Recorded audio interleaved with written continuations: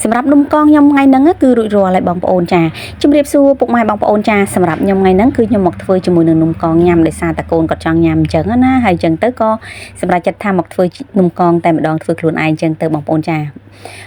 អស់លុយតិចហើយបានច្រើនញ៉ាំបានគ្នាច្រើនអញ្ចឹងណាហើយក៏ជាលើកទី1ដែរសម្រាប់ខ្ញុំធ្វើនំកងមកមើលគ្រឿងផ្សំរបស់ខ្ញុំទាំងអស់គ្នាសម្រាប់គ្រឿងផ្សំរបស់ខ្ញុំថ្ងៃហ្នឹងគឺខ្ញុំមានជាមួយនឹងម្សៅខ្សាយម្សៅតណើបខ្ទិះដូងចេកមួយផ្លែហើយជាមួយនឹងអំបិលមួយចិបណាបងប្អូនមានជាមួយនឹងស្ករសសម្រាប់លាយជាមួយនឹងក្នុងម្សៅហើយសម្រាប់ស្ករត្នោតគឺសម្រាប់យើងកូរទឹកស្ករដើម្បីលាបពីលើនំ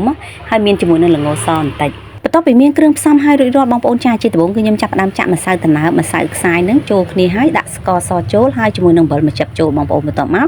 គឺកូរឲ្យសព្វសាច់តែមួយបែបនេះបន្ទាប់មកគឺខ្ញុំចាប់ផ្ដើមចាក់ជាមួយនឹងខ្ទិះដូងសម្រាប់ខ្ទិះដូងនេះគឺខ្ញុំចាក់មកល្មមសិនណាបងប្អូនដើម្បីកុំឲ្យយើងចាក់ឈូតែម្ដងជ្រុលអាចវាទៅជាជ្រាយអញ្ចឹងយើងដាក់មកល្មមទៅបើសិនជាខ្ទិះដូងរៀងស្ទើរអាចបន្ថែមជាមួយនឹងទឹកសយើងនឹងបានអញ្ចឹងគឺខ្ញុំ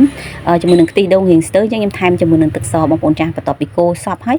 តោះតែយើងច្បាច់ទេបងប្អូនបើសិនយកតែវែកកូរអញ្ចឹងគឺអត់សព្វទេហើយបើសិនជាពាក់ស្រោមដៃវិញគឺបតិបតាតែម្ដងអញ្ចឹងគឺមានតែដៃលាតបែបនេះឯងចា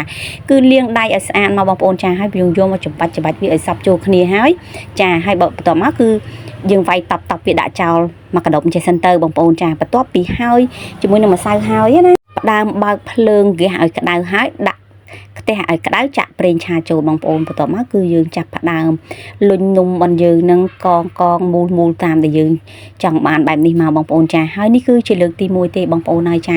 តែមានអីរសជាតិអាចទទួលយកបានដែរតើបងប្អូនចាហើយសម្រាប់ប្រេងឆាខ្ញុំប្រើចំនួន2ដបតូចបងប្អូនចាហើយចៀនហើយគឺវាអត់ស្អិតជាប់គ្នាទៅទេ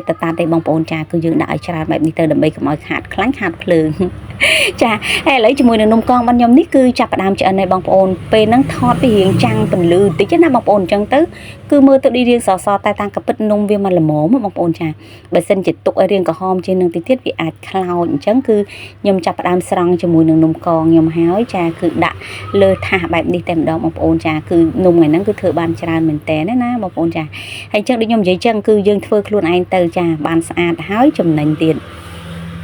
ហើយបន្ទាប់ពីហើយជានំកងហើយរួចរាល់ណាបងប្អូនគឺចាប់ផ្ដើមដាក់លឹកខ្ទះឲ្យក្តៅចាប់ផ្ដើមយកល្ងមកលីងហើយទើបចាប់ផ្ដើមចាក់ជាមួយនឹងស្ករត្នោតនេះឯងចាសម្រាប់ស្ករនេះបងប្អូនអាចលួចអំបិលបន្តិចមកដើម្បីឲ្យវាផ្អែមរៀងធ្ងន់បន្តិចកុំឲ្យផ្អែមរៀងស្រាលពេកអញ្ចឹងណាបងប្អូនចាបងប្អូនឃើញចានំកងគឺស្អាតមែនតែម្ដង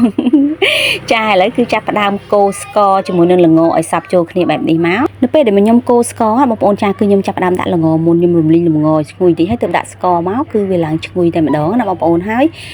ពេលដែលស្ករឡើងជើងក្រង់ហើយគឺចាប់ផ្ដើមយកនំមកជ្រលក់បែបនេះហើយគឺយើងកូររហូតហើយភ្លើងគឺបើកតិចណាបងប្អូនបើសិនជាបើកខ្លាំងពេកវាអាចខ្លោចឥឡូវនំកងខ្ញុំគឺរួចរាល់ហើយគឺចាប់ផ្ដើមជ្រលក់ម្ដងមួយបែបនេះបងប្អូនចាឃើញទេទំនងចាហើយក៏ជាលើកទី1ដែរសម្រាប់ខ្ញុំធ្វើនំកងណាចាហើយបើសិនជារសជាតិអាចទទួលយកបានហើយសម្រាប់នំកងគឺស្រួលធ្វើទេបងប្អូនងាយលឿនមែនតើមិនថាគ្រឿងផ្សំមិនថាធ្វើទេគឺធ្វើលឿនឆាប់បានញ៉ាំអញ្ចឹងណាបងប្អូនចាហើយសម្រាប់នំកងរបស់ខ្ញុំដូចខ្ញុំនិយាយអញ្ចឹងធ្វើជាលើកទី1គឺជោគជ័យតែម្ដងហើយក៏អរគុណច្រើនសម្រាប់បងប្អូនទស្សនាចាជូនពរបងប្អូនទាំងអស់គ្នាសុខភាពល្អជួបគ្នានៅវីដេអូថ្មីជម្រាបលាបាយបាយ